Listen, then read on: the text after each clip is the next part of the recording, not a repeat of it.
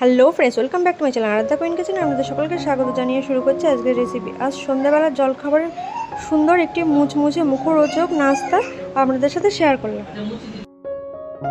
প্রথমে নিয়ে নেব দুটো কাঁচা আলু। এবার ছোট গ্রেটারের সাহায্যে দুটো আলুকে গ্রেট করে নেব।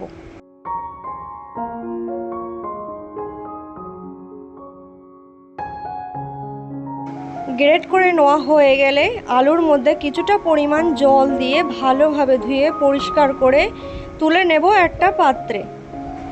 পরিমাণ মতো লবণ দিয়ে আলুটাকে ভালোভাবে মেখে নিয়ে এক সাইডে রেখে দেব। এবার একটি বোলের মধ্যে নিয়ে নেব 1 কাপ আটা, হাফ টিস্পুন দেব লবণ, হাফ টিস্পুন দিয়ে দেব চিনি, হাফ টিস্পুন দেব জোয়ান, হাফ টিস্পুন দিয়ে দেব কালো জিরে, 2 স্পুন তেল দিয়ে আটাটিকে ভালোভাবে মেখে নেব।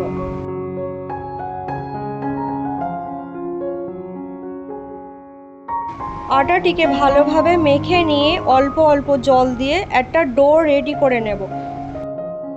আটার ডোটিকে একটু শক্ত করে মেখে নিতে হবে।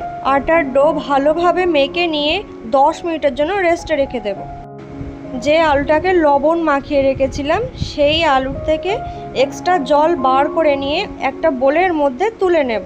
আলুর মধ্যে লবণ মাখিয়ে কিছুক্ষণ রেখে দিলে আলুটা অনেকটা সফট আর নরম হয়ে যায়। 1/4 টিস্পুন দেব জিরে গুঁড়ো, 1/4 টিস্পুন দেব ধনে গুঁড়ো, 1/4 টিস্পুন দেব লঙ্কার গুঁড়ো, হাফ টিস্পুন দেব চাট মশলা, কিছুটা পরিমাণ ধনেপাতা কুচি দিয়ে 1 টিস্পুন দিয়ে দেব সর্ষের তেল। ভালোভাবে সমস্ত উপকরণগুলো আলুর সাথে মেখে নেব। এবার যে আটার ডোটি রেডি করে রেখেছিলাম সেটা ভালোভাবে মেখে নিয়ে লেচির মতো ছোট্ট ছোট্ট করে কেটে নেব। একটা লেচি নিয়ে কিছুটা পরিমাণ আটা ছড়িয়ে দিয়ে বেলে নেব। রুটিটাকে একটু লম্বা আর পাতলা করে বেলে নেব। এবার যে কাঁচা আলুর পুরটা রেডি করেছিলাম সেটা 1 চামচ দিয়ে দেব। 2 সাইড দিয়ে আলুর ওপরে রুটিটাকে তুলে দেব। অল্প জল ব্রাশ করে দেব, তাহলে এটা ভাজার সময় খুলে যাবে না। রোলের আকারে তৈরি করে নেব। দেখুন বন্ধুরা কতটা সুন্দর লাগছে দেখতে। এইভাবে আমি সবগুলো তৈরি করে নেব।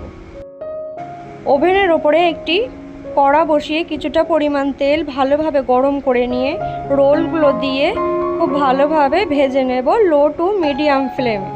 ফ্লেমটা লো টু মিডিয়ামে রেখে আস্তে আস্তে উল্টে পাল্টে ভেজে নিতে হবে, তাহলে ভিতরের আলুগুলো সহজেই কিন্তু সিদ্ধ হয়ে যাবে আর কাঁচা থাকবে না। তো বন্ধুরা আপনারা দেখতেই পাচ্ছেন রোলগুলো আমি গোল্ডেন কালার করে ভেজে তুলে নিয়েছি। সন্ধ্যের জল খাওয়ার জন্য একদম পারফেক্ট একটা রেসিপি। এগুলো খেতে খুবই মুচমুচে আর খুবই মজাদার হয়ে থাকে।